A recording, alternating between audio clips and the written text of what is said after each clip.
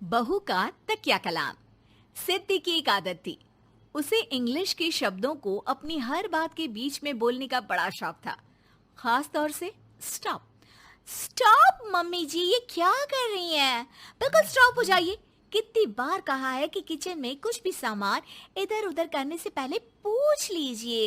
अरे क्या stop stop करती रहती है।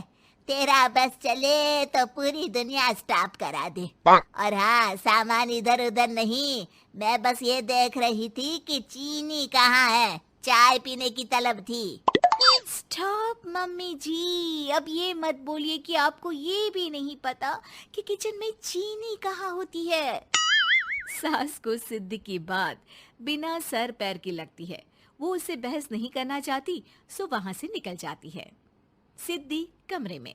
स्टॉप, मैं कहती हूँ बिल्कुल स्टॉप। मैंने कहा बिल्कुल स्टॉप। नहीं करता स्टॉप बिल्कुल। अरे यार, बिजली की वायर जोड़ रहा था, तुमने स्टॉप होने के लिए बोला और ये देखो क्या हुआ, करंट लग गया। अब करंट लगने पर चिल्ला रहा हूँ तो भी स्टॉप। अरे चाहती क्या हो तुम? स्टॉप, मैं क्या चाहती हूँ? अरे अब कैसे स्टॉप हो जाऊं? मेरा मतलब है स्टॉप स्टॉप। सिद्धि फिर चली जाती है सब्जी वाले के पास। भैया, वो बैंगन किलो और आलू 5 किलो। Stop stop. काफी देर होने के बाद भी सिद्धि को उसका सामान नहीं मिलता। क्या है भैया, कब से बोल रही हूँ आलू 5 किलो, बैंगन 2 किलो, फिर दे क्यों नहीं दे रहे हो? भैया स्टॉप। बहन जी, मैं तो 2 मिनट में तोल दूं, लेकिन आप ही तो बोल रही हैं स्टॉप। अब इतनी तो अंग्रेजी हम भी जानते हैं ना कि स्टॉप का मतलब होता है कि रुक जाओ, तो रुक गए भाई। अरे यार, क्या लोग हैं। स्टॉप। अरे तोलो तोलो चलो। किसी तरह सामान लेकर सिद्धि घर आती है, जहां वो देखती है कि ढेर सारे मेहमान बैठे होते हैं। सिद्धि आते ही जोर से चिल्लाती है, स्टॉप! आप यहाँ सब कैसे?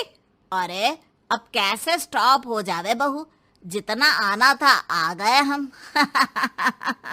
अब हाँ बैठिए ना। सासू माँ, आप बात करिए, मैं चाय बनाकर ला रही हूँ। सभी बात करने में लग जाते हैं कि तभी सिद्धि किचन से निकल कर आ जाती है। Stop stop. अरे क्या खाएंगे आप लोग? पकौड़ी बना दूं या चीला, या फिर इडली बना दूं? अरे जो मर्जी बना दो, बस ले आओ जल्दी से बहू, इन लोगों को निकलना है, कोई जरूरी बात करने आए हैं। अच्छा अच्छा स्टॉप।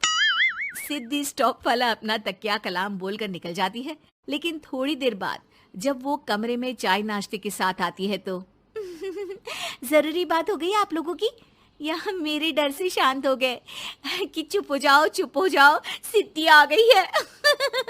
बोलिए ना। बस जैसे ही सिद्धि ने कहा बोलिए ना, घर में चकर पकर की आवाज गूंजने लगती है। अरे तुम स्टॉप क्या बोल कर गई, सभी शांत हो गए, अब बात शुरू करेंगे। हाँ भाई, बहू तुम वो स्टॉप बोल कर गई तो हम लोगों को लगा कि शायद तुम भी सुनना चाहती हो कि हम लोग क्या बात कर रहे हैं। फिर जो मेहमानों की बात शुरू होती है वो घंटों बीत जाते हैं, चलती ही रहती है। अरे तेरे स्टॉप के चक्कर में दोपहर हो गई, अब जाकर सबके लिए जा खाना बना कर लिया। तभी स्टॉप नहीं बोला होता तो अब तक बात खत्म हो चुकी होती। बेचारी सिद्धि करती भी क्या, खुद के स्टॉप बोलने की आदत से खुद ही परेशानी मोल लेती है। आप लोग खाना खाकर जाइए, हाँ मैं जा रही हूँ बनाने। मम्मी जी, लेकिन स्टॉप, मैं ना खाना बना कर लाती हूँ। सिद्धि सबको खाना खिलाकर विदा करती है। पूरी तरह से थक चुकी सिद्धि शाम को पार्क में वॉक करने जाती है। स्टॉप यार, आज तो मैंने बहुत खा लिया, पेट लग रहा है कि फट ही जाएगा। सहेली एक जगह खड़ी होकर सिद्धि की बातें सुनती है। सिद्धि उसे दिन भर की सारी बातें कहती हैं। स्टॉप यार स्टॉप, चल मैं घर जा रही हूँ। सोचा था थोड़ा वॉक कर लूंगी, पेट हल्का हो जाएगा। सारा दिन काम कर करके थक भी गई थी, लेकिन यार तेरे कारण बस खड़ी ही रह गई। वैसे तो पार्क करने क्या आई थी? और यार बड़ी अजीब लड़की है, मैंने कितनी बार बोला कि मैं वॉक पर आई थी, लेकिन तू स्टॉप स्टॉप बोलकर रोक लेती थी मुझे। यार प्लीज अब तू जा, मैं वॉक करके ही घर जाऊंगी। ओ यार, वो स्टॉप तो मेरा तकिया कलाम है। घर के सभी लोग सिद्धि के स्टॉप से परेशान थे।